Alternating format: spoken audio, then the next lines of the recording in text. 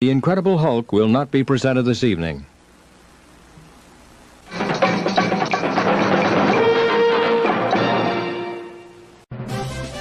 Word Balloon is brought to you by the League of Word Balloon Listeners.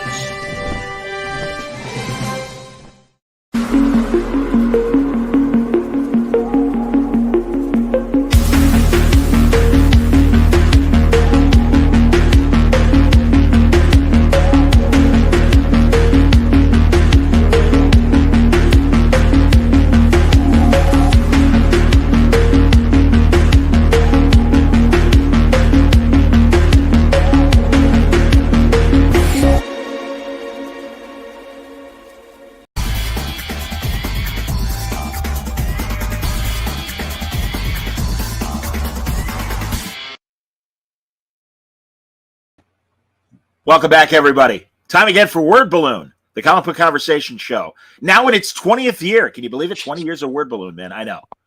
I see Mark going, Jesus Christ, yeah, 20 back years. when they had to circulate wax cylinders around to hear your show. Hello. Yeah, exactly. Broadcasting live from the Algonquin room in your beautiful Toledo. Right. You're doing it by semaphore. Yeah. John Sunders with you.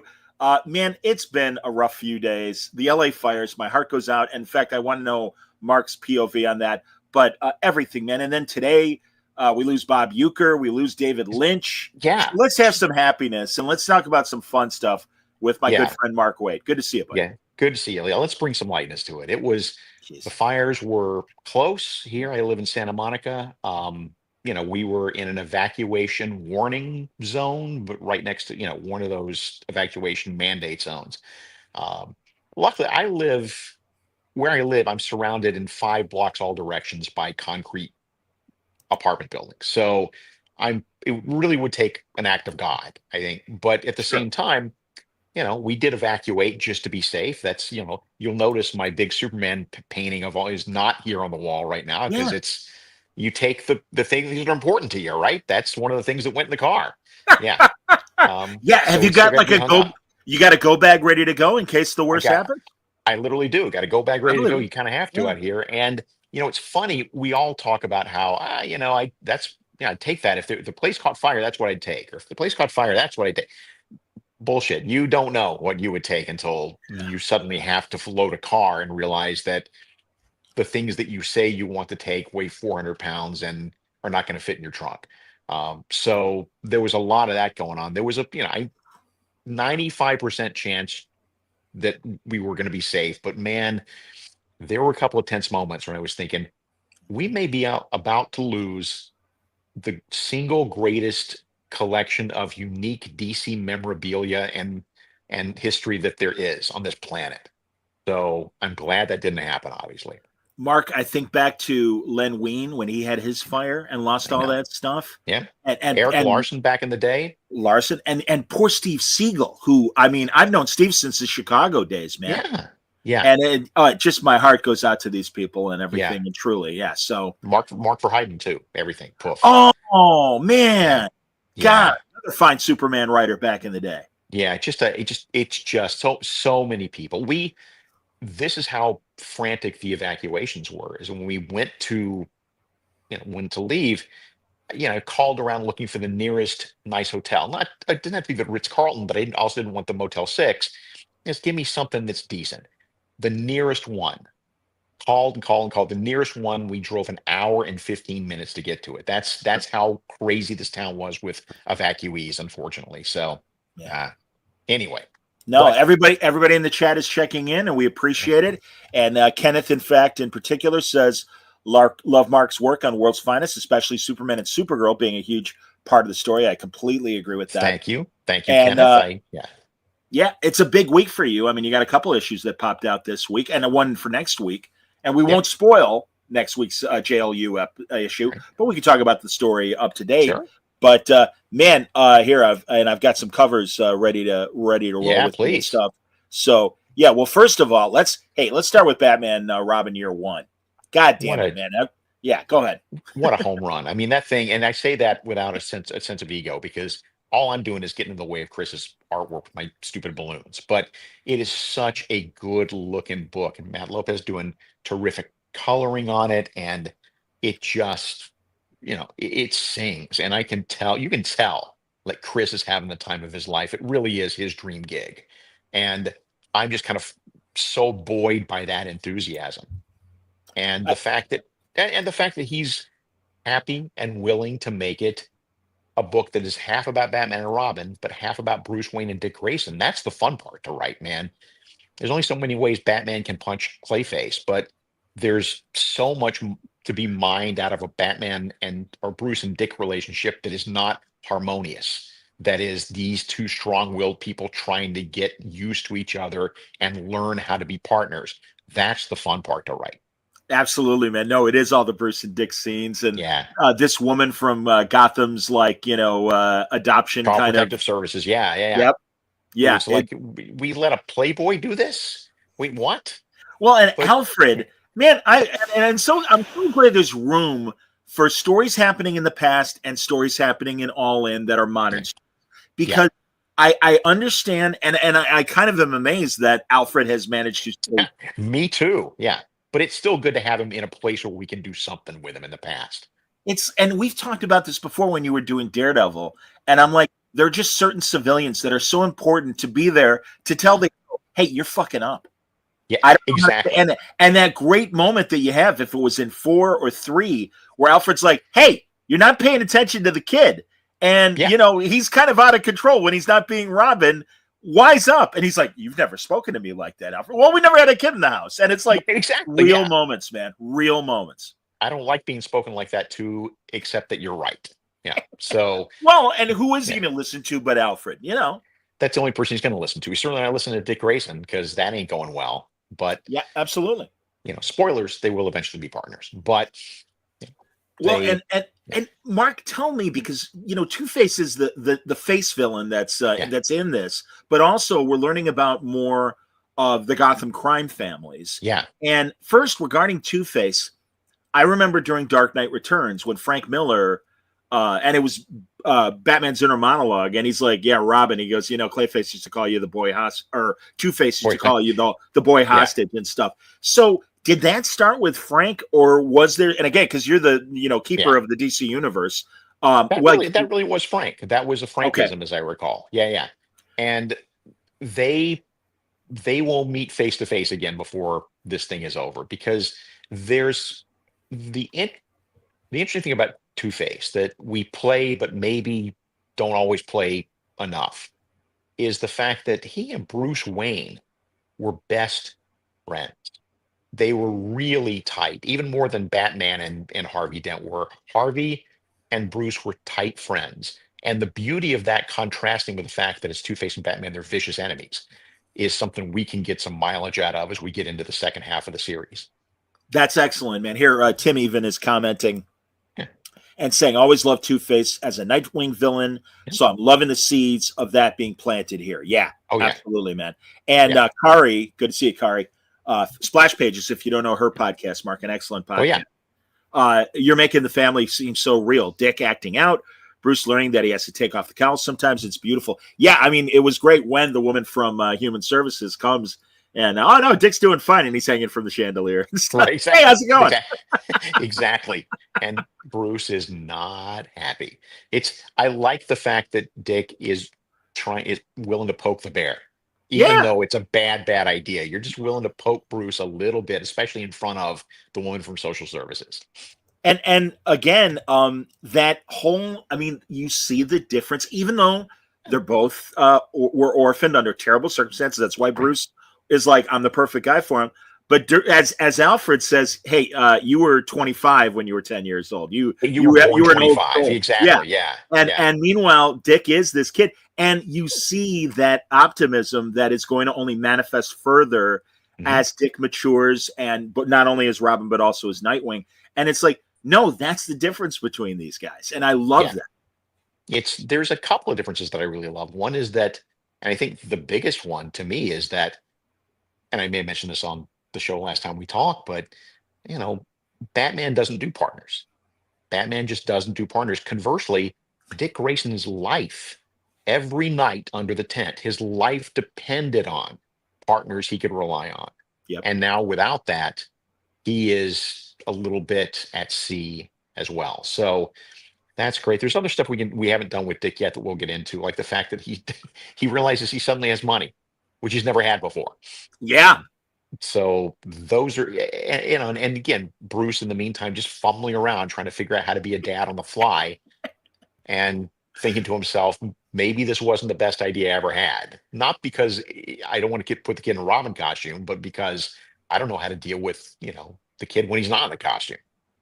And the training session in the Batcave when he's putting him through the obstacle course and everything. All right, disable the cannon. And he throws the fish at it. It's like, take this seriously, please. And he's like, what? Exactly. It's my way. All right, leave me alone, man. I'm doing what you want me to do. I can do what you want me to do. Just let me do it my way. Yeah. He's a very strong-willed young man, and that is great. And again, that's why as he matured, and we see it every now and then, where Batman, as both adults now, he listens to Dick. He listens to Nightwing. And it's like, all right, this guy knows me better than the only other person was Alfred, and he's dead. So, thank God, that they have this relationship.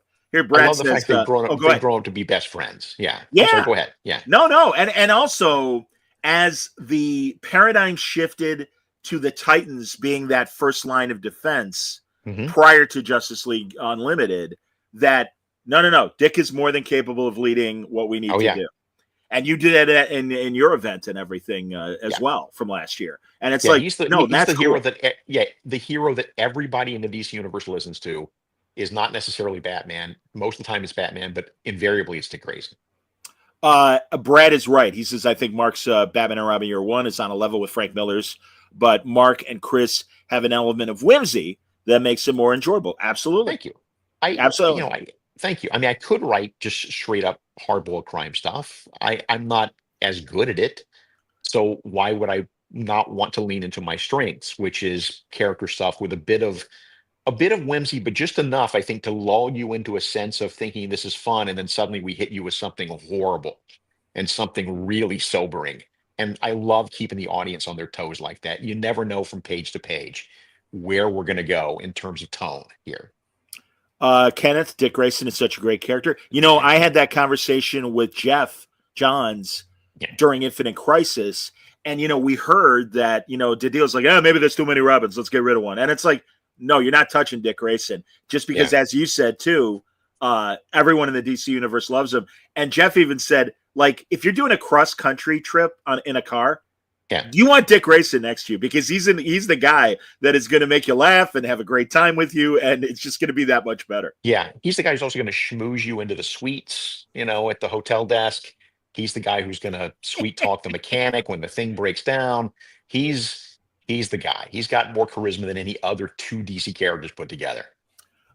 David, I'm going to acknowledge your question. It's slightly off topic, but he's like, Marvel just lost their MVP, Dan Slott. What the heck is happening in Marvel? I don't know, but I am thrilled that Dan is coming back to the DCU. Now, people that are younger may not remember, but whether it was the animated adventures that Dan was writing and a lot of other DC stuff back in the day before he was Marvel exclusive, Dan's great at DC stuff. And much like you returning to DC, I'm psyched for Dan coming back in the spring with the Superman story. Me too. I don't know that he is officially done with Marvel or anything like that. I just think that clearly the exclusive has run out, but so I don't know that Marvel lost their MVP so much as they have lost exclusive control of him. But I know what he's cooking up. We've had a good talk about it. We've had some good conversations. And I think he's on the beam. I think he and Josh Williamson on Superman and me doing the World's Finest and Justice League stuff. We talk a lot about Superman, and I'm not done playing in the Superman universe yet. So with stuff that we can't quite talk about yet, which is a shame because one of them is my dream job, which is not not what you would think it would be necessarily, but close. Like it's actually my dream job. If it involves the inferior five, I'm for it. I'm teasing you. I know. Which reminds me, by the way, can we put a pin in this for a second and take a side note? By all means. If you remember, we were going to talk last Wednesday, which is when the fires broke. The reason I wanted to talk on Wednesday, January the 8th, was because that was the day 40 years ago that I made my first sale to DC Comics. I know, 40 years ago. Wow. How many of your readers, how many of your listeners are even that old? Jesus. But it was, watershed moment. Well, it was the greatest professional day in my life is making that sale. And I did that in Action Comics 572. And what disappointingly, no one seems to have picked up on is that I also recently did Action 1072. Wow. And so I needed a subplot running in there. Now, my first story was about somebody having burgled the Fortress of Solitude. And I needed a subplot in 1072. So I thought, you know what? I'm just going to run the same subplot. It's a different story, but it's the same conceit in 1072. Someone burgles the Fortress of Solitude. And I really wanted to do this because I figured that if I write 1072 and they get hit by a bus, I will have had the greatest career arc in comic book history. That's excellent, man. That's fantastic. The perfect bookends. Yeah. And prior to that sale, that's when you were writing like reviews for Amazing Heroes and things like exactly. that? Exactly. Yeah. I had gotten to know some of the DC editors because I was writing for the fan press. And I went to New York City it was an amazing thing to me because I grew up in Alabama. I mean, I think the biggest city I'd seen up to that point was Richmond, but this was huge for me. And it's everything that you ever saw in movies and televisions as I'm watching the city from the the plane window. And I went to Julie Schwartz, the Superman editor at the time, very nervous, but I pitched him that's one story and he bought it on the spot. And that was that was it. That was it from, that I was walking on clouds for weeks afterwards. Don says the training period for you ends next week after 40 years. Yeah, maybe. That's right. Maybe. Finally, I can be a professional now. And a few people are calling back your work on Action Comics Weekly, and wanted to know how hard it was to write, a week. Well, and of course, let's not forget 52, which was years later. But I think what they're doing, I think they're conflating, or you're conflating, or somebody's conflating Action Comics Weekly back in the day, which was the 80s. We did the comic as an anthology, and then the Action Comics story I just did. Your current arc, also a weekly. I forgot. So sorry. Why would you? It's okay. Well, and yeah, man, I'm reading dozens of comics. Remind me, what was the main story of your action run recently?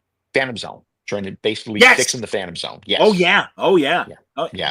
Again, Mark, as I always like to point out, I was going to talk to Maria and George from the Justice League cartoon. Yeah. And so I had Hawkgirl and I had Superman. And I'm looking through the animated series, and there really aren't very, if any, just Shiera and Cal things. Right. And I'm like, Mark, there's got to be a comic. And literally within like an hour, you're like, oh yeah, DC Comics Presents, here it is. I think I probably had to have dinner in the middle. It was probably otherwise I would have gotten back to you sooner. Yeah, it was pretty fast, and it was great. So then I wrote I rewrote that script from DC Comics Presents. It was a Starlin script. Starlin was at the show too, and I'm like, hey, I'm going to do a table read of your script. I go, you want to be on the panel? He's like, I don't remember that fucking story. He goes, you know? Yeah, he's like, come on, man. That was like 40 years ago. Yeah, here we are, 40 years ago again. And I'm like, okay, no problem. But it was great. And they're like, hey, this is good. I'm like, well, congratulate Starlin because he's at the show, and let him know how much you liked the story and everything. Yeah. Oh, there you go, Stephen Commander with the issue. Here it is. DC Comics Presents number 37. Well, somebody just threw a great compliment, and we missed it. Is it this one, Daryl, or somebody else? Yeah, there we go. To see Mark's Crisis on Infinite Earths Amazing Heroes special issue, is my favorite comics-related magazine. Makes you want to go out and do another reread of it. Amazing Heroes. I mean, I appreciated the Comics Journal as well, and David Anthony Kraft's comics interview and all that stuff. But I always say, truly, the interviews in Amazing Heroes was really my template for Word Balloon. It really was. Absolutely. They're heavy, in-depth stuff. Not heavy, but deep, in-depth stuff, deep cut stuff. They ran an article with an interview with Denny O'Neil, I remember, where they went through every single story he'd written one by one and got his take on this or that.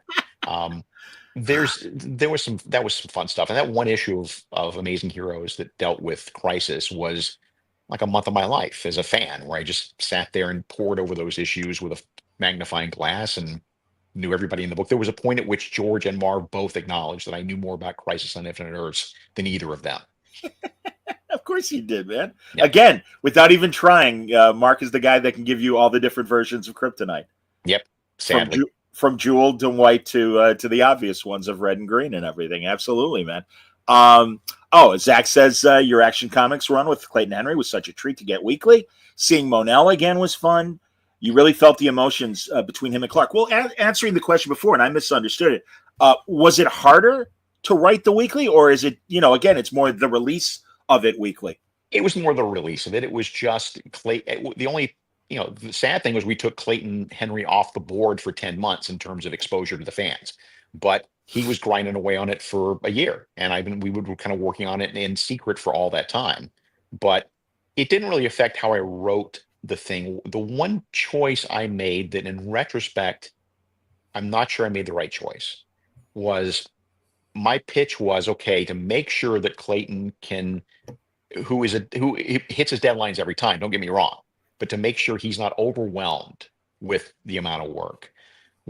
And to make sure that people who read Action Comics for not just Superman, because it's going to be a Superman exclusive story. There's no other room in that part of the story for any other supporting characters. So why don't we do a running subplot then in the issues, like carve out 4 or 5 pages of each issue and do a running subplot with some of the other super characters. And that's the reason I did it. I think we did some good stuff with it. The only blowback I saw from people was like, "Oh, the main story was great. I don't get the subplot." Well, all right, fair criticism, but at least I did it with a purpose. I wasn't just trying to mess with your head. I totally respect that. Jason says late to the chat, but congrats, Mark, on some stellar work the last couple of years back in DC. Yeah, people are asking JLU questions and a few other things, and I promise we'll get to them because I have them too. But I just wanted to certainly spend a minute with Batman and Robin Year One, and obviously now we're talking action. Back to Batman though. Is this a new crime boss that Two-Face is working with? Yes. Yeah, Grimaldi. He is the General Grimaldi. He is a former military strategist, high up in the military. Those real life stories about how they'll find like entire crates of money that we have sent on the sly to our foreign allies or sometimes our foreign enemies. Yep. That's his background. He found one of those and decided it would be better off in his hands than in the allies' hands. And he did the best of intentions. I mean, he's going to make this country a better place, but in order to do that, he needs funding. And that was his fall from grace, but he still knows everything he learned about military tactics and everything about how the government works while he was doing that job. So now he is setting himself up as a crime boss in Gotham with all the strategy that he has that most crime families don't have access to that kind of information. And he's got Two-Face working for him, and he's got this clay guy working for him that seems to be all melty and oozy flesh, and he's got designs. That's excellent, man. No, this again, great looking book, great story, wonderful characterization. But honestly, again, I'm not blowing smoke up your ass. You know this. Everything you're doing right now, and let's pivot to World's Finest, because first of all, always happy to see, and I know it's a couple issues back. Love the Eclipso story. Always happy to see Eclipso. A Silver Age favorite of mine. And, in our era, we grew up in the 70s reading the reprints of some of the best Eclipso stuff and everything. So always dangerous, always interesting. And I love that character. And we did right after that, we did a Batgirl Jimmy Olsen team up because I was going to get to that. Absolutely, man. Elastic Lad. Yay. Right. For the exclusive reason that, as I've said before on this show, my favorite thing in the world to do is take two characters that I've never seen have a scene together and throw them in the same story and see what comes of it. And I've never seen Batgirl and Jimmy Olsen do anything more than wave hello. So they do. I mean, Jimmy's just an affable guy, and he's a little bit on the make always. And Batgirl just has an eternal. Her eye rolls when Jimmy speaks could power the city of Los Angeles. I also love that Crypto woke him up, and then the inclusion of the super pets and everything. Aces with Batgirl and Crypto. Yeah. We should mention, because people had asked me before your opinion of the Superman. Oh my god, that trailer! I got goose pimples. I was just knocked out. I mean, Crypto, come on, that's awesome. I don't know what kind of dog Crypto was in the Silver Age. He wasn't really that, but that's okay. No, He was, no, yeah, and that's I was going to say. Well, first of all, and one of my favorite words of the 21st century that I learned, yeah. very toyetic design for crypto. Yes, That's going to make a yes, nice little plushie when the yes, time it comes. is. Yep. But that trailer was great, and I have so many favorite moments. The moment I think where the little kid is raising the Superman flag and begging for Superman's help, I think is the moment. But the music, that's the thing. This you found a way to use the music in a way that wasn't just retreading John Williams. You made it your own, but it's still the music. It's like doing a James Bond movie without the James Bond music, right? It's like doing a Lone Ranger without the William Tell overture. You really need to do Superman with that music in some form or another. Have you had the opportunity to talk to James Gunn? I have not. I've passed along through Tom King my compliments on the trailer, Sure. and he wrote back and was very pleased that I was pleased. So that's Excellent. nice. How about Creature Commandos too, by the way? Yeah. It's a Oh lot of my fun. God. And honestly, man, because listen, basically, I would say 90 to 95% of Word Balloon is positive because there's so much good stuff to talk about. And I don't normally hate, and my fans know that I got my issues with modern Star Trek. Fine, whatever. But there were some haters out there that only saw the first minute of Creature Commandos. And they had it was a newscast and there were people on the street reaction. And they had what would be characterized as extremely woke views. And so people like, once again, even James Gunn has been affected by the wokeness. It's like, well, you're not watching the goddamn show because Right. it is an R-rated show in the best ways. Yep. And we got strong men and strong women. And it's like, no, wrong. Couldn't be more wrong. Shut up. Because this is fantastic. And it only that and the trailer for Superman only makes me optimistic of what's to come. I'm thrilled. I mean, I really am super jazzed about it.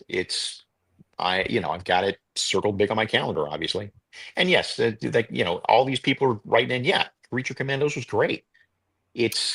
I'm sure there's 3 hard-boiled Creature Commando fans out there somewhere who are disappointed, but I question their life choices. I don't know. So,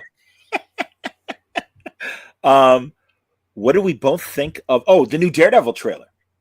I'm assuming that's what that is. Yeah, I saw it. I mean, I didn't finish Daredevil on HBO. I liked it, but it didn't compel me to move forward. It's just so relentlessly violent, and that is great for that character. And if you're into that stuff, that is terrific. And is it realistic? Yes. It's just not my cup of tea, but I'll probably check it out just to see. But I was hoping for a slightly Happier. not lighter, but a slightly more varied tone on rather than just the relentless anger and violence. What did you think of his involvement in She-Hulk? That was great. I was okay with it too, man. I thought it was kind of funny that a man is doing the walk of shame for a change instead of a woman. That was great. I love seeing him in the yellow and red costume. I thought, there is still the way that was done. It was splitting hairs, but I would argue that the character was still dignified in that She-Hulk stuff. It's when you take the piss out of the characters and mock them and in a way that leaves them with no dignity. That's when I get annoyed. I'm with you, man. I'm absolutely with you. Now here, this is the latest issue of World Finest, and you tease it in the JLU that I believe is upcoming next week. Yep. In terms of involvement, I mean, I'm happy to say that the current Swamp Thing shows up I mean, I know it's this week's issue and everything. Right, in JLU, yeah, he shows up and he's on the cover, so it's okay. In fact, I have next week's cover for JLU right here. Boom. So this is next week's issue, everybody. Yeah, and Swamp Thing's coming, and that's great because truly, Ram is one of my favorite newer writers. And so, did you talk to Ram about using him and anything or any thoughts, or were you cool just to read what Ram did? I was cool to read what he did because I really was a big fan of the 16 issues of Swamp Thing he did, and I certainly talked to the editors to make sure that there would be no conflicts. And I think the general feeling was, look, he'll be fine with it. Just go do your thing. So, also, we don't want to spoil anything, but there's not a whole lot of room for me to fuck him up in that first issue, in that, Sure. that issue 3. Yeah, Yeah. the way things play out. Yes. Okay, good deal. Yeah. Is Dan Mora, is he on a break right now? Short break. Yeah, it's cool. Un Hey. poquito. On JLU, he's left World's Finest, sadly, to do Superman. Okay. Okay. But we have, Adrian Guns. Jesus Christ! Sorry, man. No. I'm suddenly like a complete evil moron. I've blanked on my World's Finest artist name. I'm looking for it if it's there, or is that still World's Finest? Oh, I'm sorry, World's Finest. Hang on. I am so embarrassed. Oh, they don't have the credits there. Damn it. All right. Sorry. Shit. That's right. I want to say it's Adrian Gutierrez, but if I'm wrong, I will take that same walk of shame. But I'm pretty sure, regardless, my apologies to him. And by the way, if anybody's writing in and pointing questions, tell me the guy's name.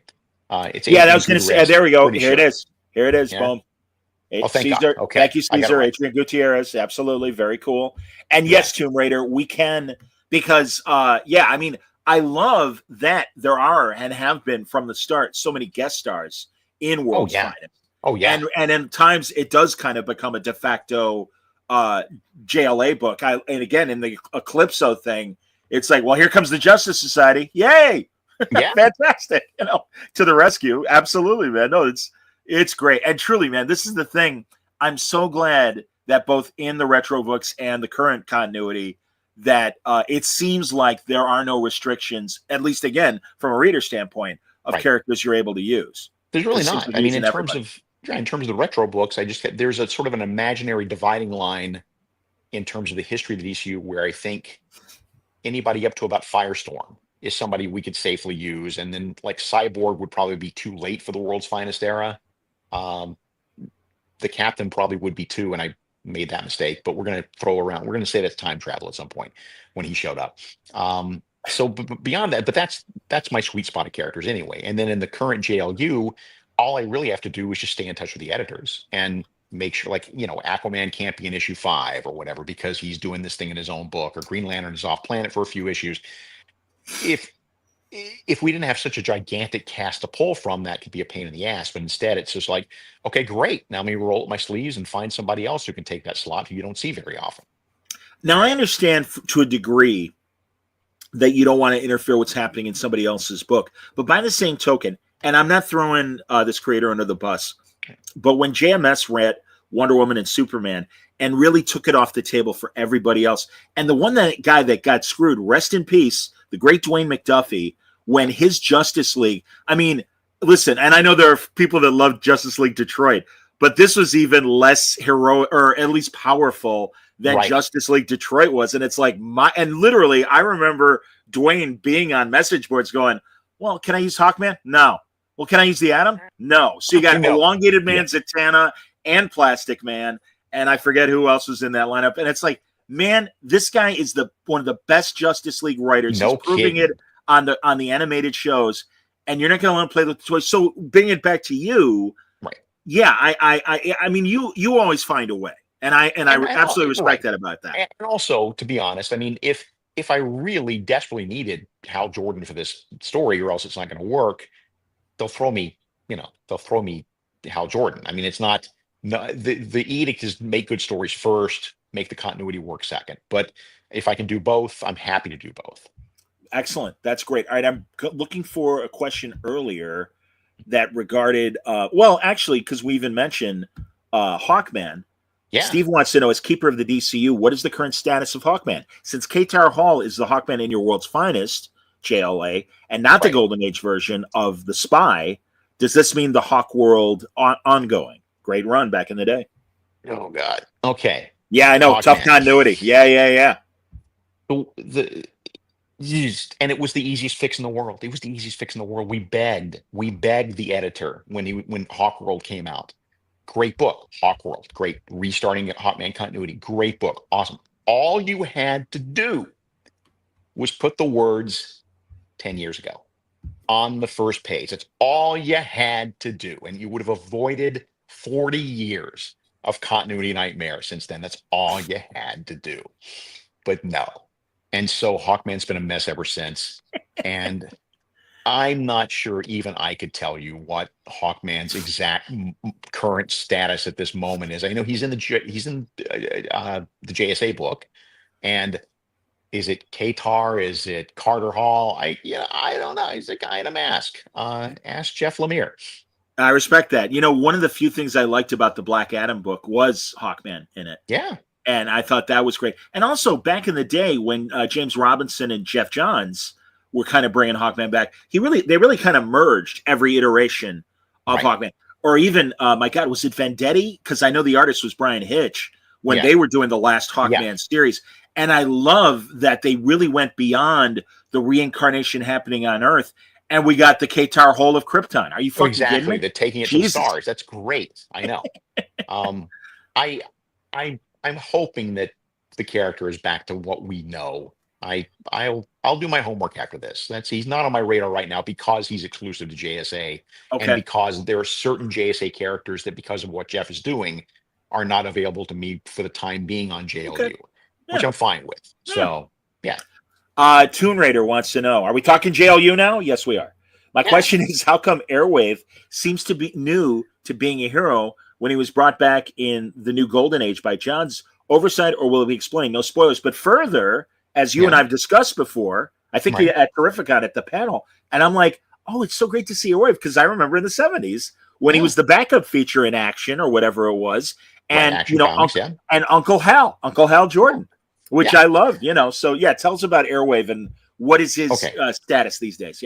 No one understands but Jeff why Jeff pulled him into New Golden Age, but great. I mean, so the take on him now, and this is not an oversight, we've been consistent with what's been done, is that Airwave in the Stargirl Lost Children miniseries was one of the quote unquote lost sidekicks. Yep. He was one of the kids who had been trapped in time for 30, 40, 50, 60 years. They were all different. Not all of them were trapped since the Golden Age. And then here comes Airwave as one of those characters. He didn't have a whole lot of screen time in that book, but here he is. The problem is he wasn't a sidekick, so that made me a little curious. So now he's running around the DC universe, and we put him in Absolute Power because I really wanted a point of view character who was fairly fresh to the DC universe. This is a kid who is now like Captain America waking out of the ice. This is a kid who came from an era past that is amazed and wowed by. I mean, he grew up at it. My take on this character is he's not the 70s version that we know, because that, as cute as it is to have him also named Hal Jordan because Hal is his uncle, that's really cute and it's super confusing. So I respect that. Yeah. So I've rechristened him with the last name Levy, which was the name of the artist Lee Harris, who came up with the character. So is he related to Hal? Maybe, maybe not. He's not named Hal Jordan. He's named Harold Levy. But all this to say, boy, this is a long answer to a short question. No, I got more questions about Airwave. Keep going.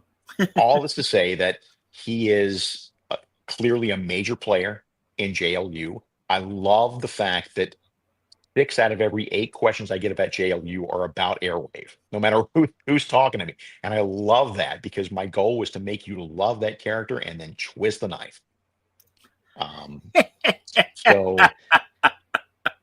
But he really is a naif. I mean, he really is, a kid who I haven't determined exactly what period of time he came out of. But right now he's, as we've seen I think we will see in next week's Justice League, he's secretly living on the watchtower. He's trying to keep a low profile. He doesn't want anybody to know that he doesn't really have a home. He's looked for family and hasn't been able to find any. Yeah. He has no place to go, which also, by the way, plays into why he's doing what he's doing, why he's going to make a heel turn. It's all planned out. And I was working on that story, issue 6 today, which is sort of the whole, okay, here's the deal with Airwave. That's issue 6. Okay, so we got a couple months before we're going to get to that, because 4 is next week, everybody. No, that's great.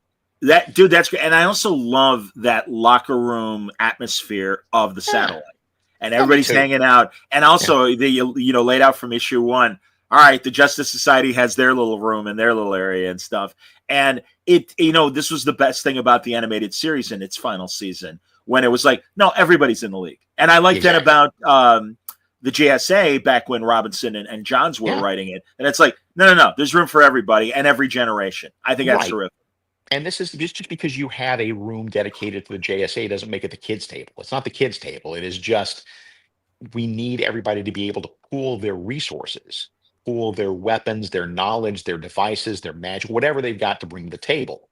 This is one of the reasons that JLU exists. That's why you see the Phantom Zone in the first issue and other relics from across the DC universe, because we want to integrate all that stuff. I respect that. Here, I'm trying to find, because there was people are just throwing the questions, and actually that wasn't the question I wanted to throw up there. But all the old stories have a place in their own context. Over at Marvel, there's a wonderful world in which the Vision and Scarlet Witch never got divorced and their kids were real. Sure, absolutely, man. Here, Kenneth says JLU has been so good. Nice, thank you, Kenneth. Absolutely. And gosh, what was this one question? I'm sorry, everybody. I'm take kind of yeah. It's not like we're live on the radio or anything. God. By the way, as I mentioned earlier, it bummed me out about Euchre, who I got to know a bit in the 90s and in the 2000s. And just despite how big he got, having Mr. Belvedere and the Major League movies and stuff, this was a down-to-earth guy who was literally a 200 hitter back in his baseball days. So he was appreciative of everything and such a down-to-earth guy. I mean, just ridiculously nice. Yeah. So Steve says last time we saw Airwave in the blue costume was in Grant Morrison's The Green Lantern. Sure. Was that really the same guy? I'm not sure it was the same guy. There you go. Let's move on, shall we? Let's move on. I'm not sure that's the same guy. I respect that. Absolutely. Yeah. Let's see here. Was there anything else that I missed here? No, I don't think so. All right, moving forward then. Yeah. And David says he believes the JSA Hawkman is Carter. Well, again, that's a Jeff Lemire question, I guess. Yeah. So we'll find out about that. Let's see. Oh, that's nice. Cal says we deserve more than 17 likes as far as the live talk that we're doing and stuff. And it's like, yeah, by all means, man. No, it's cool. And we're on Facebook as well, everybody. But I like to direct people here to the YouTube channel. Zero Zeku 1. Mark, do you know of any good resources for classes that aspiring comic book writers can take? Love Justice League Unlimited. Zero is not a plant. I mean, it makes them sound like they're a plant. Howard Chaykin and I have been, over the last year and a half, doing Comic Book U, doing all-day seminars at conventions, and we started at UCLA doing a whole day thing there, and then we've been doing it at conventions. Sometimes they're all day, sometimes they're half day, depending on how the convention is scheduling, is shaping up. But we run these. Keep an eye out on your local conventions, and markwaid.com, the webpage, will finally be renovated and full of all that information very soon. And so, hopefully Howard and I are coming to a town near you sometime. That would be great, man. And also I could point to Bendis's comics writing book as a good resource. There's a lot of good ones out there, yeah. Yeah, but that's essentially his textbook for what he's doing at Portland State University with David Walker and a whole mess of guest lecturers, but you got to be there to take the course, but at least the book is out there. And so that's another great book. Denny's book back in the day.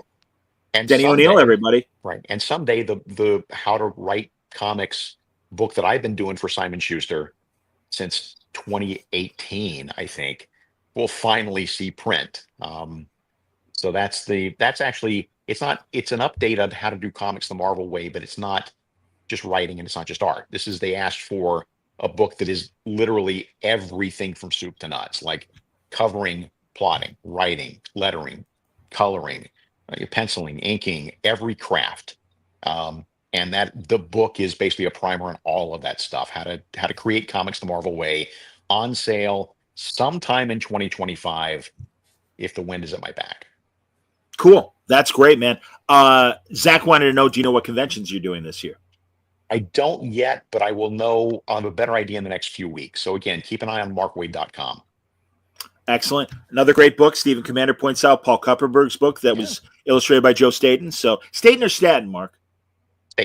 Staten. That's what I thought, man. Okay, good deal. Saw YouTube today of a guy talking about the end of the Golden Age Batman story back in the day. and he called him Staten. I'm like, yeah, I think it's Staten. And I met Joe briefly at a show a few years ago. But Ben asks Mark Love JLU, quick question spinning out of Absolute Power: is there a place for Barry Allen coming up? There is a really perfect and strong place for Barry Allen coming up, and I wish. By the way, yes, Scott Snyder has some of the best writing classes, writing for comics classes. There, jumping back and forth. So what was I saying? I was saying that Barry Allen, uh, huge, perfect place for him in the DC universe. I think April or May, something that I'm doing that again we sadly cannot announce yet, but we will be announcing soon. Okay. But we took Barry's powers away for a reason, and there was a plan, and that plan is now in motion. Outstanding. And I'm excited for Lemire's Absolute Flash. Yeah, me That's too. coming soon too. Yeah, I'm glad they made the announcement because I talked to Jeff, and Jeff's like, hey, that's what I'm doing, but keep it quiet. I'm like, all right, no problem. So now all those Absolute books are bangers. They really are. They really are, and it's a relief. It really is because you don't know how that stuff's going to play, and it's funny because everyone's like, God, what's with that Darrington design of Batman and the giant chest, and hey, how you doing? Whatever, and it's like new toys. This is what again. It's like, man, it's more than just the stories, man. They want to make toys as well, and that's a big important thing. So, and also, I don't think fans fully appreciate the fact that if you're going to do something like that, you really need to send a shot across the bow, a big shot across the bow, to demonstrate right off the bat that this is not your dad's Superman or your dad's Wonder Woman or whatever. The mystery behind Darkseid and this Absolute universe is very interesting. Kelly's killing it on Wonder Woman. Jason is killing it on Superman. And yes, Scott is killing it on Batman as well. Oh, Zach wondered if you were approached about doing an Absolute book. Is that something you want to do? I mean, maybe I don't really have anything in me. I'm just so excited to be playing in the sandbox that I know. That it didn't come up because I was so busy doing everything else that I'm doing in the DC universe. And I think this is my place right now, and I'm fine with that. I respect that. Mario wants to know when my book is coming out. Hopefully very soon. And when I am prepared, there will be a Kickstarter campaign, the whole schmear, everybody. But I'm a bad writer in terms of deadlines, and also I'm like a kid in a candy store because I just literally Monday I spoke to Kyle Higgins, and initially it didn't occur to me to include him in the book. But all that new stuff he's doing with Radiant Black and his whole massive universe, it's like that's significant. And I'm like, now Kyle's got to be in the book, man. So I'm going to go. Every chapter is going to be about a specific person. And again, I'm just kind of assembling my team, and I want to make sure because again, people like Kelly Thompson are absolutely going to be in the book. People like Ron V are absolutely going to be in the book. And I want to focus on the last 20 or so years that I've been doing Word Balloon and that this modern era. Right. So. There you go. Let's see here. C Beckett. Could it be CC or CC Black? C Black. C Black. I find all the cameo variants for World's Finest to be great, like the one for Guy Fieri, Shatner, Seinfeldy. Did Mr. Waid have any hand in those cameos? And are there any cameos you still want to see in those covers? Answer the first question is no. I haven't had a hand in them because it's been so much more fun just watching editor Paul Kaminsky just check off his wish list. I want to do Paul McCartney. Great, he's on the cover. I think who else is not on that list that he just mentioned? It's Nick Cage, Shatner. I mean, we did. I saw the Shatner one. Yeah, we did Paul McCartney. It's fun. The one I'm still pushing for, and we're trying to get the lawyers to figure out something is Stephen Colbert. Stephen Colbert would be my. Oh, that'd be great. Oh, and he's a big comic nerd. That'd be amazing. Exactly. It's so cool to learn how many. I mean, it was fun back in the day when it's like, hey, who likes comics? Patrick Stewart. Who likes comics? Samuel L. Jackson. And it's like, oh, that's and Obama, for Christ's sake. I mean, it's like, no, that's really cool. But it is great to hear some of the newer people, and it's like, oh, that's really nice. Cesar, I don't expect Mark to answer this, but I'll throw it up there. Are there more old characters you plan on bringing back, like Airwave? And I would still watch for next week. Oh God, in JLU. I mean, yeah. There's dude. That's the fun of it to me is just doing the deep dive mining on. Oh look, nobody's done anything with Brother Power the Geek for a while. Let's do that. That's fun. We're going to put a pin in this for a second. I'm going to tell you my Patrick Stewart story. Please. So a couple of years ago, as publisher of Humanoids, we were trying to get George R.R. Martin to do something for us, or at least let us adapt one of his stories. Wow. So publisher Fabrice and I and George R.R. Martin, who I knew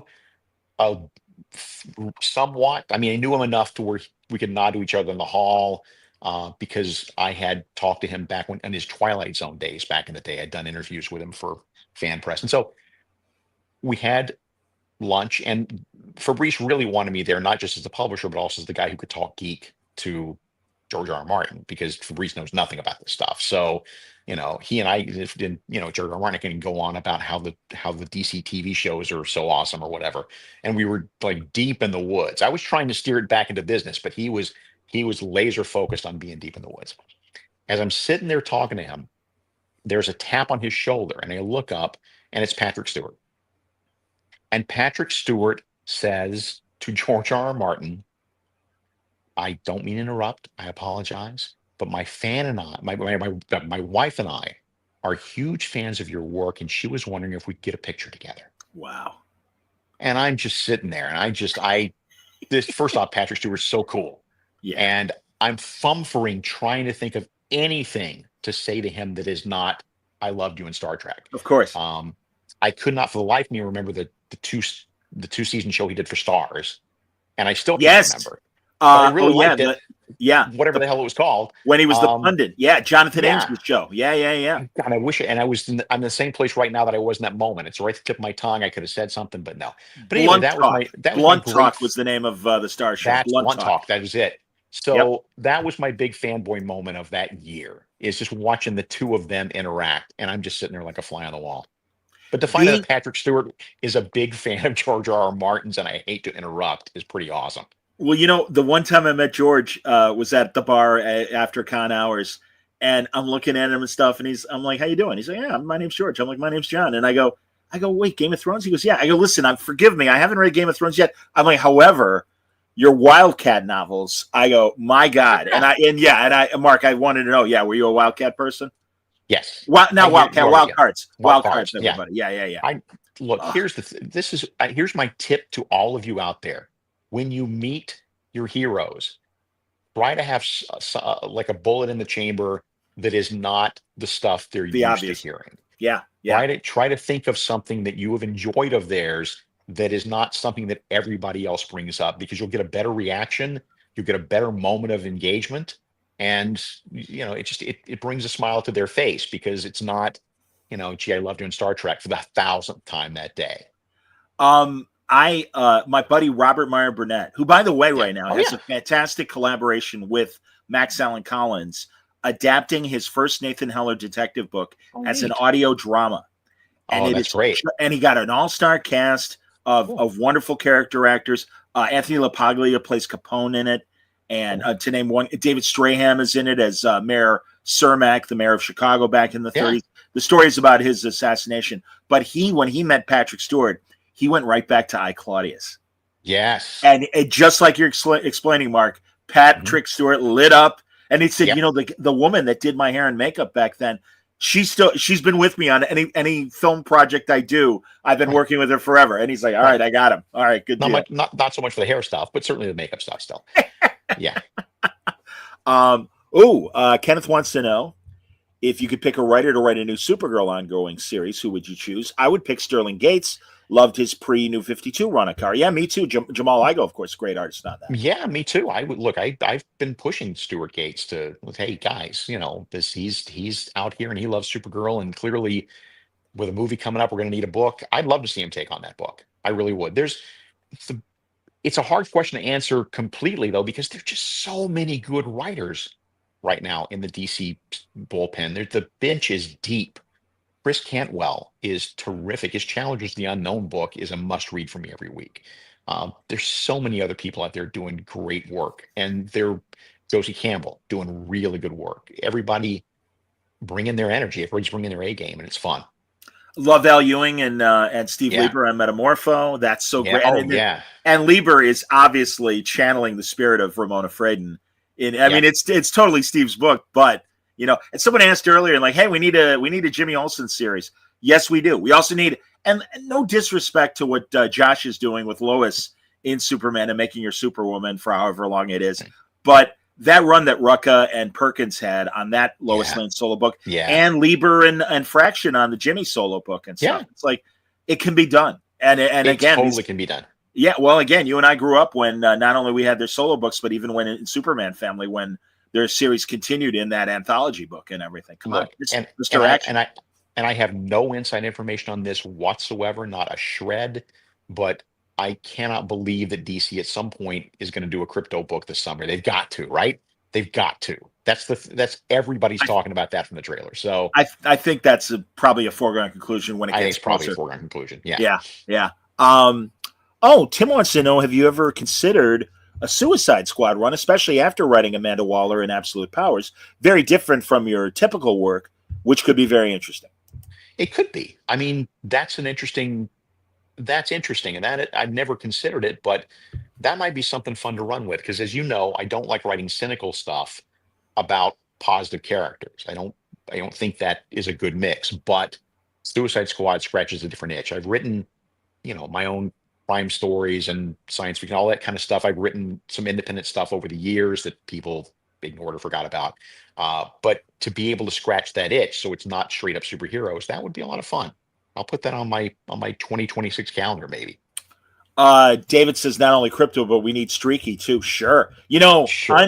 I'm proud to say Art and Franco, when they were making those tiny 90-second interstitial cartoons for DC Nation for Cartoon Network, there's a great crypto and streaky cartoon where he rescues 3 people in a boat, and it's me, Baltazar, and our good friend Jimmy the Muscle.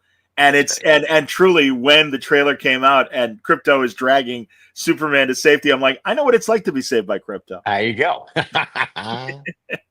So, this is I hope DC also does something with the Legion this summer too. Yeah, well, and your bite of the apple with Barry Kitson back in the day. I've had like 4 bites of that apple, and I believe there are plans. I can't attest to anything concrete, but I believe there are plans, and that's a tough one. I mean, we've talked about this on the show before. That's tough because you don't want to do anything to diss the most recent version of the Legion, which was very diversified, rightly so. But at the same time, most fans seem to want the 1960s Legion back, and there's merit to that too. So I don't envy the person who finally sits down, the writer who finally sits down and says, okay, here's the next iteration. That will be their problem. I respect that. And as someone said earlier, I'm always happy to see Monel pop back. Oh, yeah. And truly, it's so great that, all right, he's in the Phantom Zone, but every now and then he can come out and, help Superman out when he needs to and stuff. And it, harkens back to that wonderful Silver Age period when he and Superboy really were close, That's the thing. I finally feel like the times have caught up with me. I finally feel like I've been saying my entire career, there is stuff from the Silver and Bronze Age that still works as long as you put it through a modern lens. But the core of it, the heart of it still works. The Superman Mon-El relationship is great, but is it originally from the Silver Age? Yes. Yeah. Was I able to put emotion and heart into it? Yes. I was telling somebody the other day about Pete Ross, Superboy's best friend. And they didn't know. They just said, oh, he's Superboy's best friend. No. Pete Ross's deal that we loved was that he had learned about Clark's secret without Clark knowing he knew. And that's not cute comedy. It can be, but but instead what you do is you play with the idea that how noble is it that this guy is keeping the world's greatest secret. He doesn't want to even tell Clark that he knows because he doesn't want Clark to feel embarrassed about having blown the secret. And it gives him the opportunity to help his best friend, because every time he sees that look in Clark's eyes that says, oh, Jesus, I got to get out of here and do something. That's when Pete Ross, accidentally sets fire to a trash can or something. Right, a diversion. Yes, exactly. Yeah. And that could be silly, but if you do it right, It's just cool, and it makes that character really interesting and really noble. There's all that stuff. There's something to be done with all that stuff as long as you are willing to put the sweat equity into it and find the modern take that is not cynical, that is not mocking, but find some way to make it work today. And that's the thing I love doing more than anything in the world. See, Beck, you got to go look at the pull box or the old issue boxes for an answer to this question. I know Mr. Waid has 1,001 things on his plate, but does he ever think about doing something Oh more yeah. with the world's finest Teen Titans? Because at first I thought it was just, hey, why don't you do some of the Titans? Like, well, you just missed something 2 years ago. But yeah, that series was great. I'm with you, C. Black. Thanks. Absolutely. Me too. I love doing that series. I don't have any plans right now because there's just so much else in the world's finest era that there is to play with. But man, I love writing that book. I mean, I love writing those characters. And if you told me I had a take on Aqualad, I would have laughed at you. And then it turns out I sat down, and the way I always start these things, whether it's World's Finest, Teen Titans, or World's Finest, or Jail, or whatever, is I sit down and I just write a manifesto. Basically, I just do a vomit draft of everything I know about these characters or this situation or this continuity, and all the characters and my takes on all the characters. And I'm just putting stuff down that, maybe I haven't even thought about before, but it's just spilling out of me. And what happens then is you get story ideas, obvious things that pop up that you hadn't thought were obvious, that, or things that you didn't see coming as I'm writing it, just like kind of pouring out of me. And I'm suddenly writing about Aqualad, and I suddenly think about Aqualad for the first time in 50 years. And before I know it, I've written a page and a half on Aqualad and giving you a take on him that you've never seen before. I'm like, boy, that's the moment where I'm flying. That's when I'm flying, when I'm doing that stuff. That's the best job in the world. Without spoiling any specific plans that may be coming up, there have been times when you have collaborated with other writers. I always think back to when you wrote at Marvel and you and Rucka did Yeah. that Spider-Man, Punisher, Daredevil, crossover and stuff. And I really, it's one of my favorite things. And Thank you. especially seeing the two of you guys, because I mean, I know you guys collaborated as well on 52, but I really do think of you guys obviously as very different writers. Oh yeah, we couldn't be more further apart. I mean, we're good friends, so we couldn't be further apart in terms of the tone we take with the books. Might there be some future more direct collaborations with other writers? I am co-plotting this year's World's Finest Annual with Chris Cantwell. Excellent. And he's, and it's just fun. I mean, he's on it. His ideas are great. That's a blast. There is something coming. I think it's announced tomorrow, so I can't say it yet, but there is something Superman related that I'm working on with a couple of other writers that is a big deal for the summer of Superman that they're gearing up to do. I like working with other writers. It is not half the work. It's still three-quarters of the work, because I don't care how smooth your collaboration is, you're still going to go back and forth. There's still going to be some tinkering. There's still going to be some work. So it's not like, oh, I can do 2 books a month now that I'm doing 2 books with two different collaborators. No, it doesn't work that way, but it's still fun to do. Someone asked earlier, or made the observation, they felt Jeremy Adams' take on the Flash was a continuation of what you and Brian Augustin had done with the character back in the day. I was really impressed. I was really flattered by the nods he gave. It's not my place to say yes, it's a great take on what we did, because that seems egotistical. But if other people want to say it, I'm not going to disagree with them. Okay, David wanted to know: are you going to be coming back to the Captain in Shazam? Not anytime soon. I again love the character. Got to find more places for him in the DC universe. But Josie Campbell's doing a great job right now, and she picked up the baton and love what she's doing. If you That's haven't cool. checked out her run, check it out. Daryl Densmore. Have to say one of my favorite collected editions recently was the Kingdom Deluxe hardcover. Feel like it's an underappreciated work. Hyper Time just really unlocks the imagination. Mark the calendar. Today is we look at the calendar. Today is January 16th, 2020. The very first compliment I've ever gotten on the Kingdom. Awesome. Great. A book that was universally loathed 25 years ago when it came out.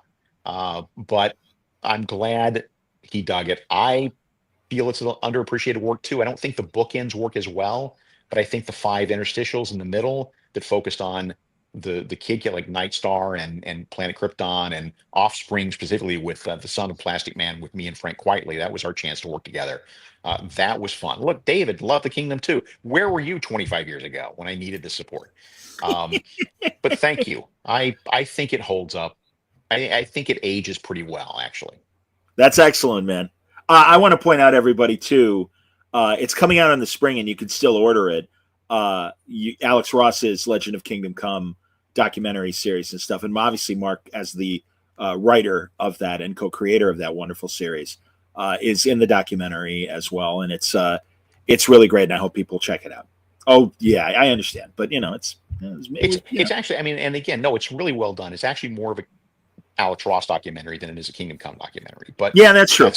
That's fine. But again, I think they did a really good job, and certainly Alex deserves the accolades. So sure. No, I'm with you, man. Yes, Mark is hilarious. You're absolutely right, dude. Here's a third person. Tim says actually recently read The Kingdom. I really enjoyed it. I thought it was not what I was expecting. There is something very cool about being, having people come late to the party and go, "Hey, this was actually pretty cool." Matt wants to know any more Black Label from you. Not other. I mean, on the other side of Last Days of Lex Luthor, which will finally come out in April and May. Finally. Oh, that's cool, man. Okay, good. It's only been 2 years since issue 1 came out. I know, and it's like this is my Superman. So this is like my Ne Plus Ultra Superman story. This is like the Superman story I've always wanted to tell, and it's no one's fault. It's just a combination of DC putting on the schedule too soon and deadlines being wonky here and there and stuff. I mean, I've been finished for 2 years, almost a year and a half, whatever. Yeah. But it's finally shaping up. I love the way it looks. I love the way it's being executed. Brian Hitch and Kevin Nolan are doing great work. Very happy with it. That's great, man. No, that's excellent. And I know Hitchy's doing Redcoat as well with Jeff for Ghost Machine. So, but it's a great start, and yeah, I'm really looking for the wrap up. And yeah, Caesar, they're actually going to re-release the first issue in March just to remind people it exists. Sure, in case you weren't alive yet or buying comics back in the day when the first issue came out. Yeah, and no, issue 3, it's done. So it should be. It really is March, April, May, boom, boom, boom. That's the plan. Wonderful. That is great to hear. David, forgive me, I'm not sure, and Mark will likely know. He says, maybe it was from the Kingdom that the child turned out to be the Phantom Stranger? Not exactly. We kind of played a little fast and loose with it. The child of Batman, or the child rather of Superman and Wonder Woman. We grew up to be someone who you depend upon your take. It could be the Phantom Stranger, maybe not. I think we were trying to be not specifically definitive. Okay. Oh man, here's a great callback from Ben. My first Flash comic was The Return of Barry Allen because my dad thought he bought me Flash Rebirth. Sometimes a comic finds its audience way, way later. That was and really the twist in The Return of Barry Allen. But yeah, man, attaboy. No. And that's great because really it's like, oh, there he is. No, it isn't. Oh, okay.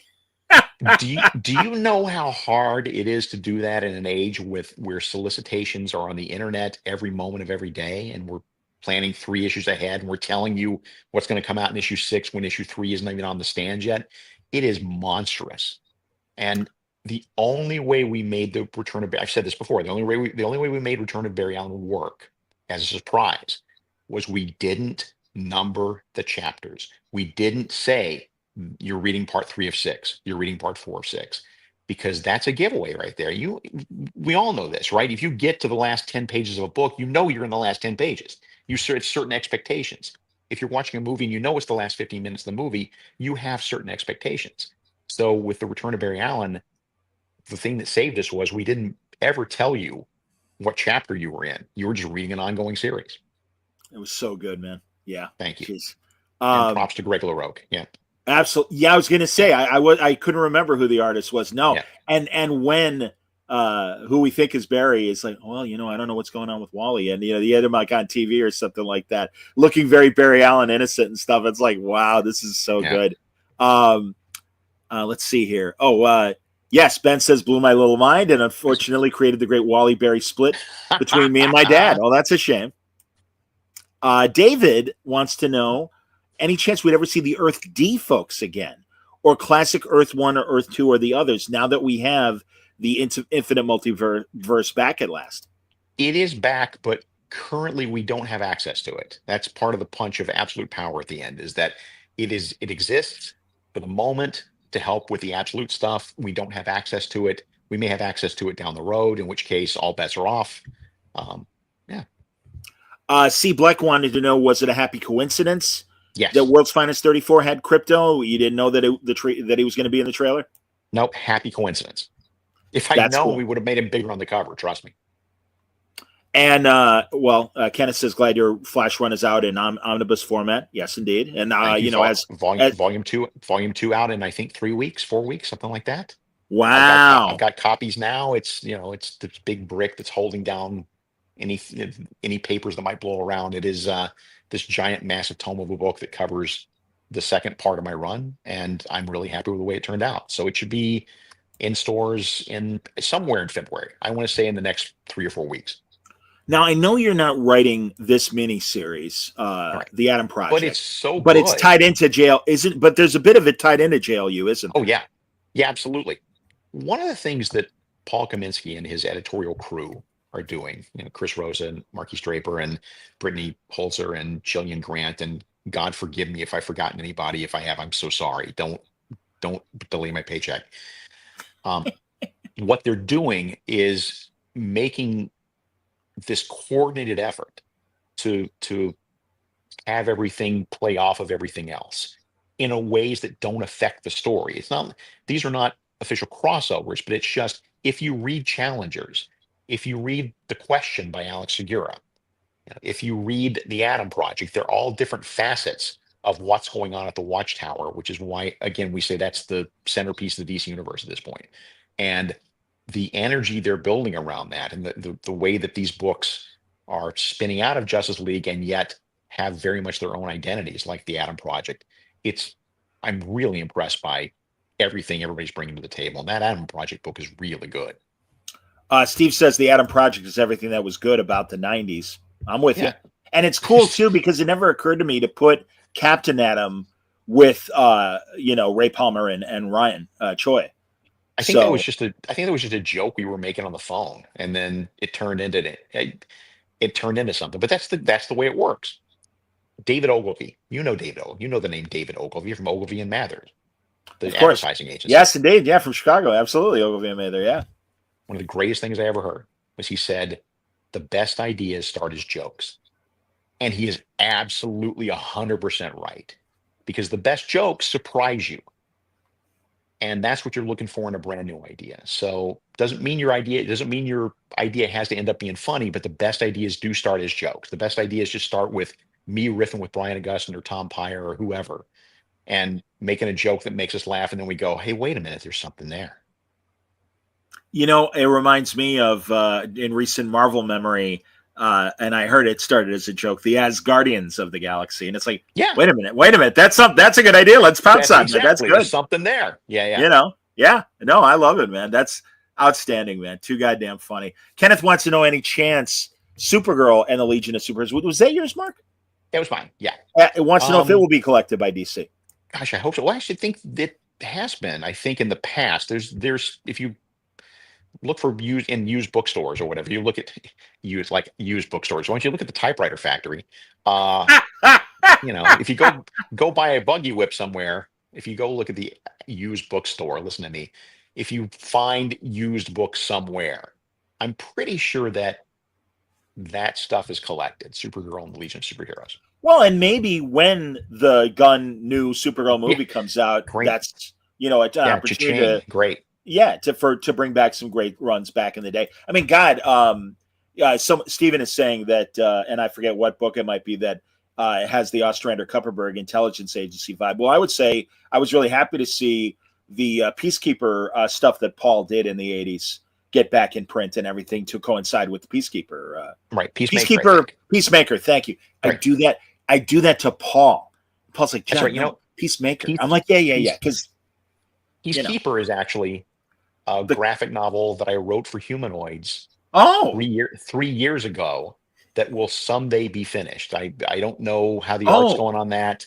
I don't know whether the book is finished or not, but I was pretty happy with that. Peacekeeper was, something that I, popped out of my head with some help from humanoid staffers, and hopefully someday that I'll see print. Oh, B things. Interesting question. How familiar are you with manga series? Various manga series. Not as much as I ought to be. I I'm think the same that way, man. Chip Zdarsky does a really good manga splaining uh, Podcast. Yeah. podcast, and Yeah. that's useful. I will say that Pluto is my favorite by far. Cool. Although what I now have to track down is one called Light Show, because an adaptation of it, I didn't know it was a webcomic first. I just thought it was a TV show. 8 episodes on Hulu and on Disney. South Korean horror/mystery. Ooh. The best thing I've watched in years. It is so compelling because at first it starts off as this weird horror series, subtle horror. That, again, that South Korean sort of eerie more than jump scare stuff. And then as it unspools and heart comes into it, and you start to really feel for the characters, and all these different plot lines they've got set up start to slowly come together. It's a great watch. Light Show.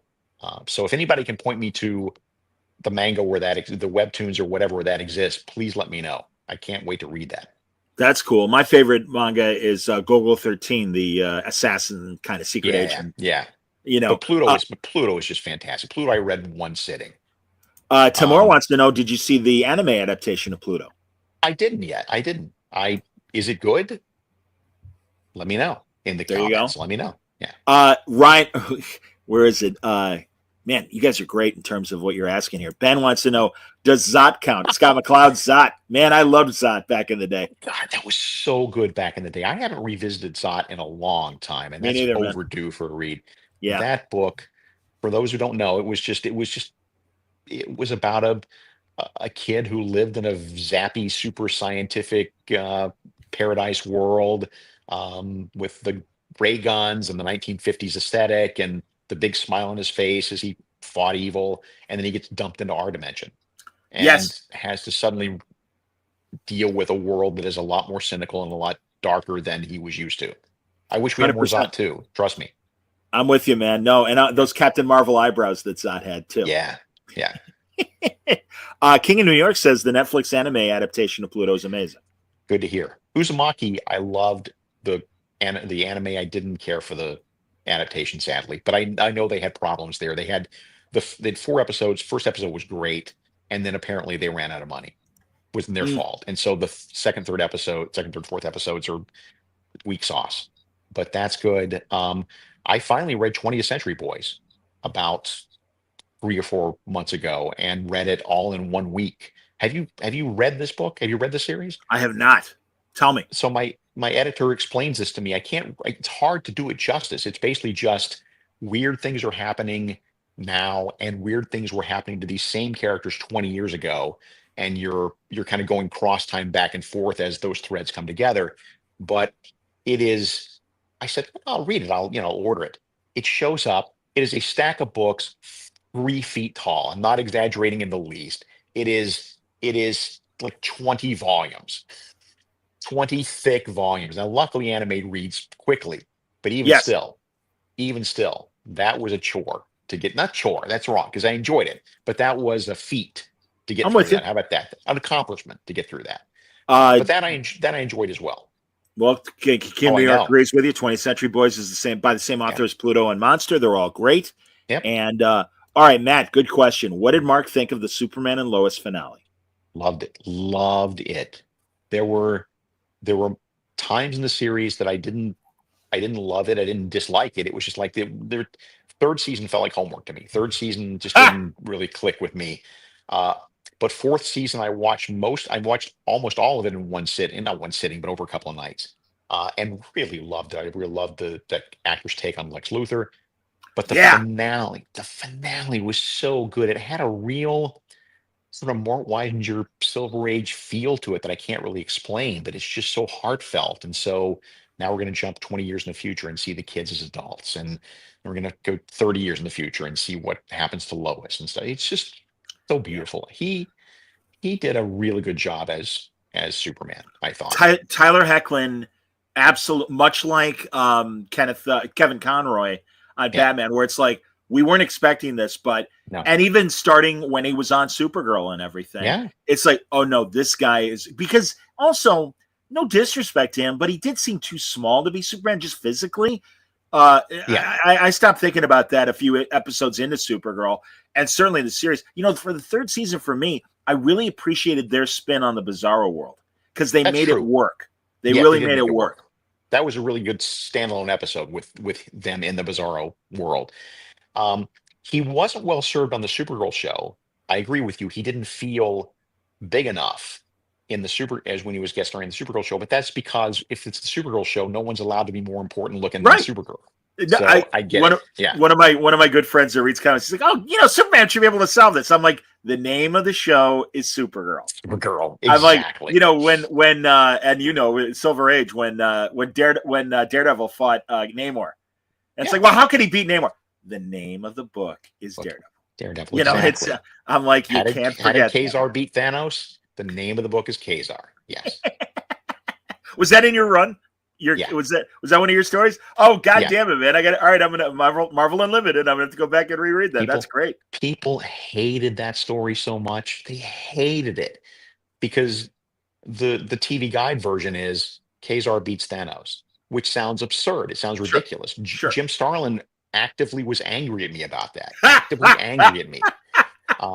Because he didn't read the story. And the story was I was dealt a Thanos. I was dealt the cards. I was dealt the Thanos that was down and out and almost powerless and looking for a way back. That's the Thanos I was dealing with. Intriguing. So that's, so if you don't like Kazar beating Thanos, suck it. That's the story's good. Kevin, I agree with you. He says Superman and Lois was one of the finest Superman adaptations.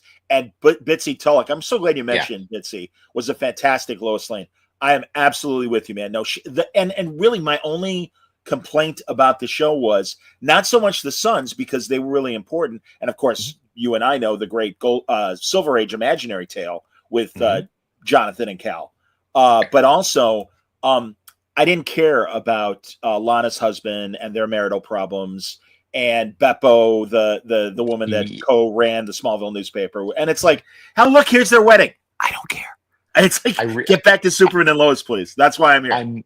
I may have made pretty good progress on season 4 because I may have fast forwarded through a lot. I won't deny that I did the same, and it's no disrespect to the actors or writers, but that was my one minor complaint about the CW shows in general, where the cast just got too goddamn big. Too big, and you've got so suddenly you've got a 12-hander, right? So suddenly you have to service every single character, or at least try to service every single character in every single episode in 42 minutes, and that's why you end up with giant stretches of the Flash TV show where he's in it for 5 minutes each.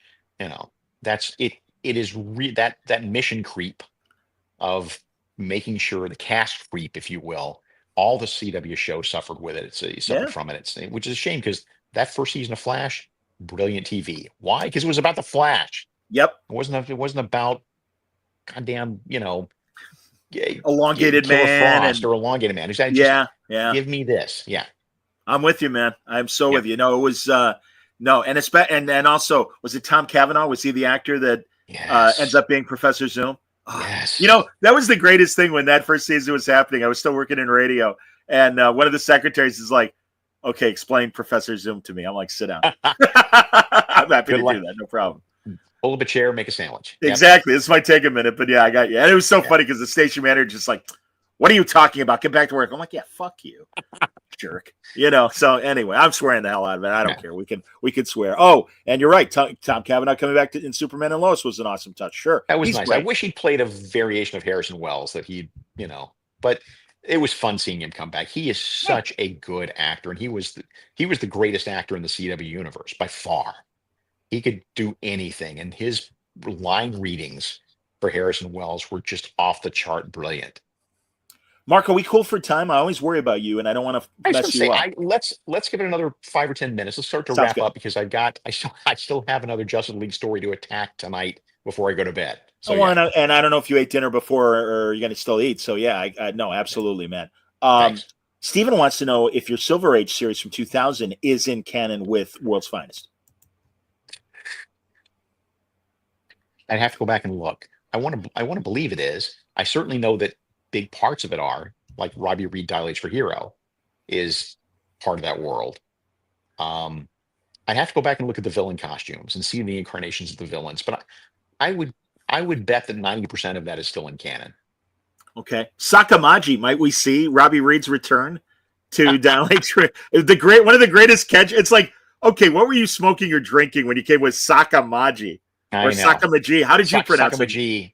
I would say Sakamaji. Sakamaji, and it's look, these Silver Age writers are being paid $5 a page, and they Yeah. were just writing like the wind. It was Arnold Drake who said in an interview recently, they were asking him about writing these terrible features like Space Ranger, which Space Ranger was a character in Tales of the Unexpected. He lasted for 50 issues. No one in Wow. the world has read more than 2 Space Ranger stories in their entire life, including me. And I've tried. They are just dry. That's the worst thing DC published during that time. And somebody asked him about that, and he said, "Yes, we always felt like we were being punished when we were forced to write a Space Ranger story." All those great, as you know, 60s and 70s, like Brave and Bolds, that Bob Haney and Murray Yeah. Boltinoff was the editor and stuff. Honestly, man, I didn't care if they were in continuity. My God, that's where I discovered Ted Grant Wildcat was in Exactly. those Brave and Bolds. And it's Right. like, this is an awesome character. And I had no idea it was from Earth 2, Yeah. and it didn't matter. Here's the thing. I mean, and Paul Levis has pointed this out many times. Like, as much as I grinded my teeth as a kid that this stuff was out of continuity, those books sold. Those books sold like wildfire. Murray Boltinoff had his stable of books like Ghosts, and he had Yes. and he had Brave and Bold, and those books sold like hotcakes. I don't know how hotcakes sell these days. Those books sold like buggy whips. Those books sold really, really well, and so you can't argue with success. Earth B, as B, David yes. points out. Yes, that is how the DC editors to explain. Yep. Okay, we know Sergeant Rock died with the last bullet shot in World War II, Right. but Murray and Haney Murray don't Boltinoff care. and Bob Haney, the 2 Bs. Yep. Yeah, it's like no, and it was great Yeah. seeing 60-year-old Rock teaming up with Batman and stuff. I love that stuff. Yeah. No, absolutely, man. God, and it's funny you mentioned Space Ranger. I told you last time I talked to Mike Allred, he had no idea who Ultra the Multi-Alien was, and I'm like, have a seat. Let me tell you. Well, yeah, turn in your fandom card, Mike. Well, but also, I'm like, oh, Mike, you've got to draw him. You were born to draw Ultra the Multi-Alien. Was that what Fraden? Was that Fraden drawing it? No, that was Lee Elias of all people. Okay, great. Yeah. But yeah, it was. Look, it is a nothing feature, remembered only by the fact the character looked weird. But Right. there's still something there. There's still 100%. something there. And if I can't get to the end of 2025 without having Mike Allred draw Ultra Multi-Alien somewhere, then I will have failed. So my prediction is my prediction for 2026 is we'll look back on 2025 as the year Mike Allred drew Ultra the Multi-Alien. Oh, I hope I've inspired this to happen. That would be fantastic. That's like when it was Zdarsky was writing the Invaders, but it was modern day, and Namor was out of control. And I'm like, hey man, is Sue Storm going to show up? Because if anyone can get through to Namor while he's being crazy, and he's like, man, I got a lot of issues left. That's a great idea. And he put it in, and I'm like, oh, that's fantastic, man. Yeah. So he didn't give you credit, but you put it in. That's the thing. Mark, truly no. These are free ideas. You know that. I'm teasing. What was that name again? Chuck, what was the name? The artist, the writer you just mentioned. Chuck. Oh, it was Chips. Yeah, you're aware of him, Zdarsky. You know that guy, Zdarsky, something like that. Okay. I hope he. I wish him the best of luck in the future. I hope he does well. Yeah, good luck to the guy. Yeah, I don't know what he's doing. Good luck to the kid. Yeah, the kid. Exactly, man. No, God, I remember we had a fun moment at San Diego with us, the three of us, and another person. Too much, man. All right, I'm looking at all these other possibilities. Let's see. All right. Oh, David says, don't do the part of Silver Age where by someone else where the villains are stomping on Kandorians. That was awful. That was awful. That was one. Silver Age was an event that had 2 bookends that I wrote, which was again set in the Silver Age, and it had 9, spin-off books in the middle that all carried parts of the story. To the fact that DC has not reprinted this stuff continues to leave me slack-jawed because you got Kurt Busiek and Mark Millar and Brent Anderson and you know, big names like Marv Wolfman. These are saleable names that this thing should, but has never been collected. And the one unforced error we made was letting Mark Millar go nuts with the Justice League because he took it a little too far. And Neil Adams was actually originally slated to draw the cover to his book. And when Neil read the script, Neil said, "I can't do this." Wow. Yeah. Yeah, it was the first Crazy. time I've heard a cover artist turn down a book because of the contents of the book. But God bless him, Neil had his principles. So Ty Templeton stepped in, did a great job. But yeah, that was a moment we don't think about or talk about with Silver Age. The rest of it's great. Caesar wants to know, and I love this because I'm a big Sir Justin fan. Have you ever thought of using either version of The Shining Knight in JLU? Yep, sure have. Keep tuned. Yep, stay tuned. That's excellent. David says good for Neil Adams on turning that down, Yeah, which is yeah. fine. Greg wants to know, with your editor hat on, what do you think Tom Riley should draw after G.I. Joe? You guys seem destined to work together, but I bet it's going to be hard for him to resist doing a creator-owned book after G.I. Joe. I bet it will. I bet it will. That's the thing. I would love to work with him. That's a really good suggestion. I don't know. I'm terrible at casting. I'm terrible at casting artists, but I do like his work. I do think that here, all right, I don't want to end on this note because so think of something cheery we can end on. But the impending collapse of Diamond Comics, Diamond Distributors. You know, Mark, I wanted to ask you if you had Yeah. thoughts on that, obviously. Yeah, I did. It's super unfortunate. It's it's what happens when you get to be a monopoly for so many years that you're not solving big systemic problems. You're just putting band-aids on stuff. And that's how you end up in a situation like this. But so for those who don't know, and Diamond has declared Chapter 11 bankruptcy. They had back in the day, they were the distributors of all the comics. And in the last 3 or 4 years, Lunar and a couple of other places, Penguin Random House, have picked up slack there. And so now Diamond is just one of many distributors, which hurt them tremendously, as did a bunch of, again, unforced errors in the last few years.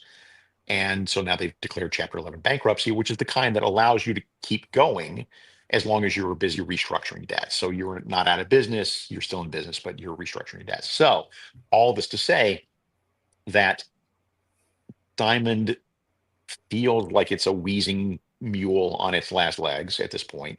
I hope not, for the people who work there. I think good people. Sure, certainly. But what is already happening is other publishers are now jumping off the sinking ship, and it's not helping. I'm not saying they're wrong. I'm just saying it's a tragic situation all around. All of this to say, to bring it around to Tom Riley, is that the movement to creator-owned books that has been so strong in the last 10, 12 years is still going to be there, but what is not going to be there are opportunities for small press, opportunities for the Vault comics and the Mad Cave comics and folks even smaller than that. There should be plenty of opportunity for them, but Diamond's real strength was paying attention to those smaller publishers when they were sort of too small for Penguin or for Lunar to pick up on. And I fear that we're going to navigate ourselves soon into a dark period where there's just fewer books on the stand because there's just nobody distributing small press stuff, and that would be a shame. Agreed. But for the individual creators and stuff, crowdfunding that has been so important for the last 20 years, or I guess 15 years. I'm glad to see that. And also, some of these publishers also are making these moves. You're right, man. I love what Vault is doing. I love what Mad Cave is doing. Yeah. God, Flash Gordon. That's a really good book. Yes. Yep. Jesus Christ. It's, just amazing stuff, man. So, now this is a great DC Universe question to wrap on. Any chance of J. Wilbur Wolfingham? Mark, I will confess, I'm blanking. Help me who he was, sir. He was the world's greatest con artist, and he was drawn to look exactly like W.C. Fields. So, and what was he in? It was just he was a con artist in the Superman comics. He was just okay. Oh, that's just it. But which played quite well in the 1940s. It's really kind of hard to make that work in Superman comics today. He's not really a viable threat.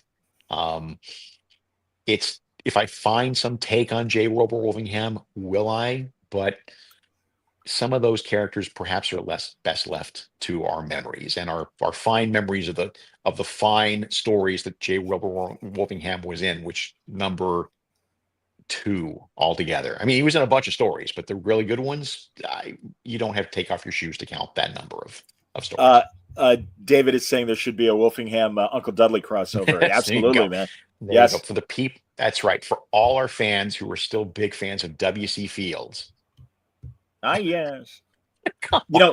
Mark, I just had a guy on who wrote a biography of Shemp Howard, the Fourth Stooge, and it was a fantastic conversation. And I was humiliated a few months ago because Tom Pyre asked me what I was reading at that moment. Okay. And because he had just finished reading something really heavy and important. Oh. I said I just finished the biography of Bill Cullen. I love Bill Cullen, the game show host. Yes. I do too. It's surprisingly, it was a good read, but boy, was it massive. It's just like, here's every moment that we've ever found from Bill Cullen's life.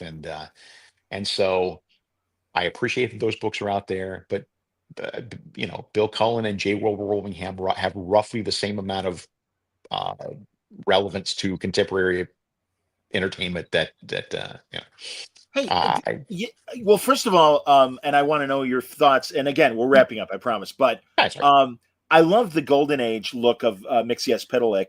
I grew up on the Silver and Bronze Age version, but I was really glad in the animated show that they went back to kind of the silly clown look rather than with the derby and stuff. With the 3-piece suit. McGurk. Yeah, when he called, hey, which hey, kind of isn't quite what he was in Golden Age. He animated Rodin's The Thinker, and I believe that was McGurk in the original. It's called him McGurk. Yep. Yeah. Yep. So, so which do you prefer? Do you prefer Silver Age or Golden Age Mixie Pitalik design? I'm kind of a Silver Age guy. I kind of like the Silver Age look, but I appreciate I used the Golden Age look in Brave and Bold when George Perez and I did it. So there's something to be said there too. I'm with you. And David and Mark, did I miss a sad period for you? He goes, I'm so glad you're happy again, Mark. I was worried a few months back. Okay? I had it, post-election. Sure. Jesus H. Christ in a birch bark canoe. I mean, I was. Yeah, I hear you, man. Like so many of us, I was so dispirited, and it felt very difficult to sit down at the keyboard and write series stories of heroes who have values that apparently so many of my fellow Americans no longer value. I'm with you, man. It is still hard. It is still not as easy to write superheroes for me as it was 6 months ago, 8 months ago. I suspect that will get better with time, but it is. I'm not trying to make it sound like a terminal disease or anything like that. It's just, I get it. It's just, 2024 just kept swinging its fists. It was every moment we were getting hit in the face with something. And that was I was just so dispirited by that. The idea that truth and justice don't mean the same thing to so many people. Well, and also we're living in this very Orwellian time of, well, everything's normal. I don't understand why people are complaining. Everything's great. And it's like, the bullshit. Again, we're bullshit. Well, again, my prediction, now that we're going to go political, but my prediction again is that a year from now, when all the people who voted him into office because of the price of eggs realize that the price of eggs has not come down, that too, then they have been in the fuck around phase, and now they're in the find out phase. I say the same thing. I'm like, well, I didn't vote for that. And it's like, but you did.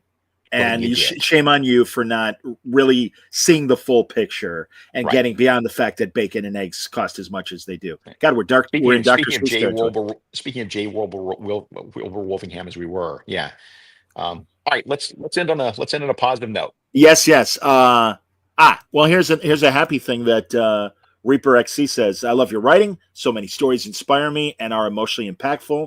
You're a living legend, which is very sweet. Oh, and B Things. Hey, there's always an open invitation. It's tough to get the band all together. He wants to know when you're going to be back with Art and Franco and me on the podcast and Scoot. And of course, you're always welcome. I'm always, it is always so on. Yeah, and it's so on the fly when literally Scoot will be like, "Hey, man, we haven't done a podcast forever." I'm like, Yes, I know, guys. You're the ones with deadlines. I'm Right. here all the time. This is all I do. And Look, I really, I'll be back. Yeah, good, I would great. I would Because get back on one of those in a cocaine heartbeat. And well, there you by the way, thank you for the kind words, pal. go. About the living legend, blah blah blah blah blah. Thank you for that. So, Well, and we eviscerated Man of Steel back in the day on the Oh Yeah podcast, and Yep. perhaps we will have a better report card for Superman with the James Gunn well, first off, interpretation. we can't have a worse one, and secondly, I just have faith. I mean, again, Me too. it's a movie about he's in bright colors. It's just Absolutely. it, I think it's going to be a home run.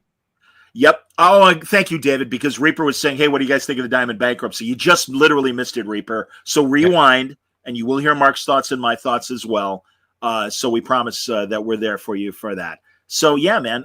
No, again, we need people telling positive stories. This is when we need the escape. God, you likely know, but maybe some of the younger readers and listeners don't know. Hergé, the wonderful Tintin, a creator, he was living in occupied Netherlands when the Nazis were running, and he escaped into his imagination and wrote more of the fantasy Tintin stories. And that's how he was able to cope with living under Nazi oppression. Yeah. And it's like, again, this is, I even remember Mark Miller saying back in the day that, and this is pre-Saddam Hussein, that, God, with everything getting better, and they even moved the doomsday clock, you remember, a few more minutes back because we thought we were in a safer world. Yeah, exactly. Well, sadly, but no, man. Again, it's the tough times that, hey, as we know, the golden age came from the dire times of the world, and thank God that's when all this great stuff was created. Maybe this is the galvanizing we need. Maybe this is exactly what we need the cleansing fire we need to put things back to rebuild and put things back together again. I mean, let's hope. So, I hear you, buddy. Yeah, we're done. I'm gonna go grab some dinner. It's always a pleasure, sir. Yes, Batman and Robin, Justice League Unlimited, and also World's Finest. But the next issue of Justice League Unlimited comes out next week. Currently, you can find Batman and Robin Year One and the latest issue of World's Finest. Always great stuff. Always great talking to you, my man. Thank you so much. And I'll bug you in a couple months, and we'll do it again. I'll do it again. Take care, pal. Thanks, buddy. Thanks everybody for watching. More great stuff coming next week from Word Balloon Live. Until next time, everybody, please stay safe, please stay happy, and please stay healthy.